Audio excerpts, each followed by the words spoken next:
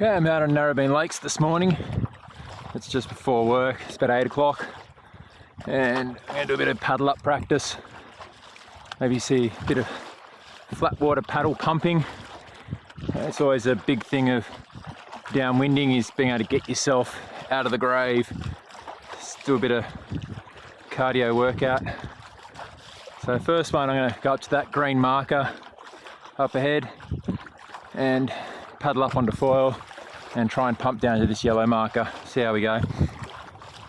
I think from memory it's about 200 meters. So we'll see how we go. But a little bit of wind, so I'll paddle up into the wind for a bit. It's a good warm up. So I'm riding the Hover Downwind 125.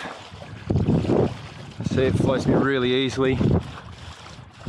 Sort of doing my warm up paddle into the wind. Not giving it a heap of exertion, but we're doing about 5.7 k's an hour. Which is a pretty good flat water speed.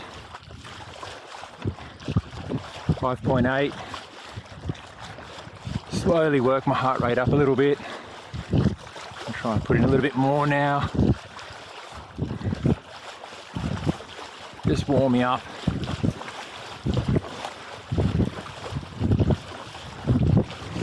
About 6.4. So I've just passed the green marker. It's about 200, maybe 250 meters to that yellow marker. And I'm going to try and paddle up onto the foil and pump down to the yellow marker. See how we go. No pressure. It's my first attempt. I'm using the 1800 HA on a 75 centimeter mast, carbon 100 mast, and again I'm on the Hover Downwind 125. Winds, it's light, 3 knots from the west, so I'm paddling towards the east. Just giving myself a little bit of a run up to the marker because I want to do the full 200 meters on foil if I can. Okay, let's see how we go. Hopefully I get up. Attempt number 1. Here we go.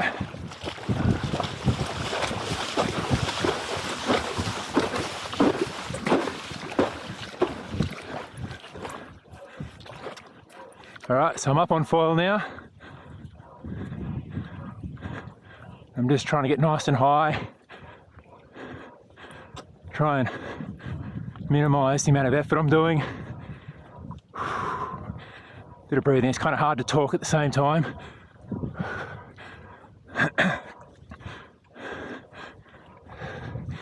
Also trying to stay nice and high on the mast, minimize the drag.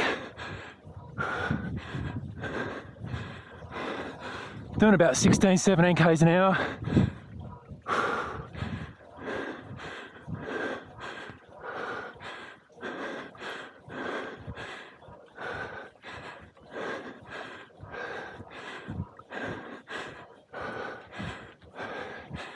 Coming down to the yellow marker now. Oh, pay attention. And that's it. Pretty good. I'm happy with that. So that was my first attempt. Not bad.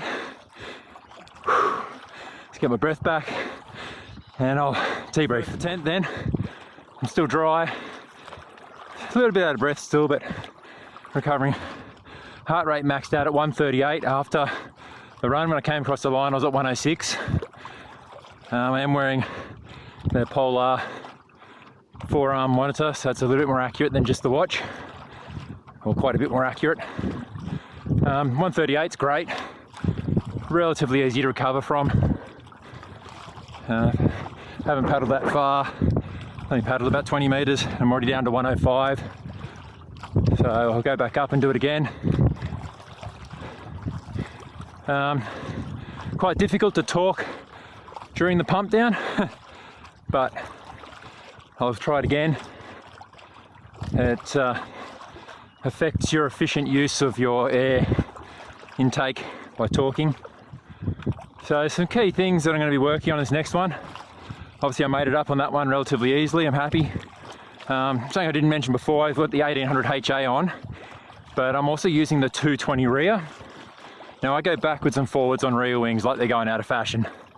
And the truth is, every positive has a negative. So whilst the 310 is the easiest to paddle up and gives you the most pump power, it's also the draggiest of all the rear wings. And without an energy source, over distance, it's going to be harder. If I was just aiming to stay up for time without wanting to go anywhere, the 310 is definitely the go. But if you're trying to get somewhere, you want to try and streamline that drag a bit. And that brings me to my next point, was trying to stay nice and high on the mast. Now I don't know how it's going to come out on the video, but I was quite high, particularly towards the end there, where I lost my balance a little bit because I was looking down. It looked like my front wing was probably about 10 centimeters from the surface. So I'm quite high up, probably about 60 centimeters up off the water. And that's just reducing that mast drag. Mast drag is huge. And the third thing is trying to slow down the pump. It's so easy to get caught into pumping really quickly. You want to get a nice rhythm going, and if you can, maybe even glide a little bit. I didn't do any gliding then, I don't think, but it's important to give yourself a little break if you can, because you'll be surprised how slow you can actually go without coming down. But at the same time, you don't want to lose height on your mast, because if you come down and need to porpoise pump, then you're definitely going to burn some energy quite quickly. The second green marker, so I don't know how well you can see the course now, but there's the other green marker way down there, and this is going to be a 500 meter run. Now, I don't know if I'm going to have the cardio in me to make it, but we'll give it a go, so no judging. I'm going to anticipate I'm going to need to do some paddle pumping here just to fill in some gaps. I might not talk so much on this run just because I'm going to need my air for breathing. A little bit more weed up here. Really don't want weed on the foil. Weed is the worst. It is so bad, particularly when you're struggling for power. Number 2.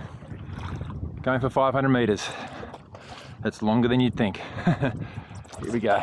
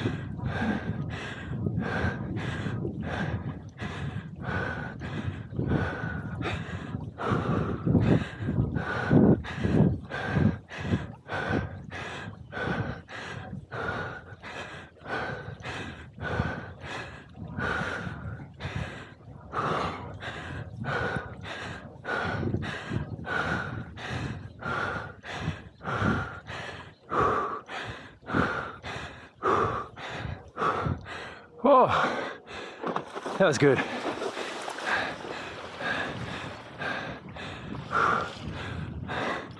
Finish heart rate at 110. Ready for it to climb as my body catches up.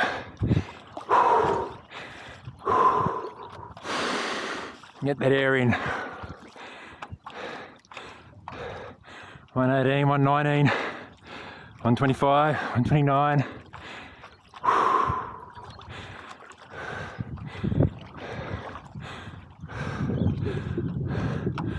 135, 37, 140.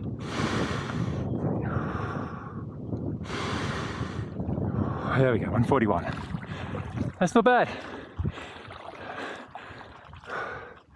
Anyway, let's get my breath back and we'll do a quick debrief. Cool, so 2 paddle ups, a 250 metre and a 500. I guess you'd call them sprints. Really happy with the way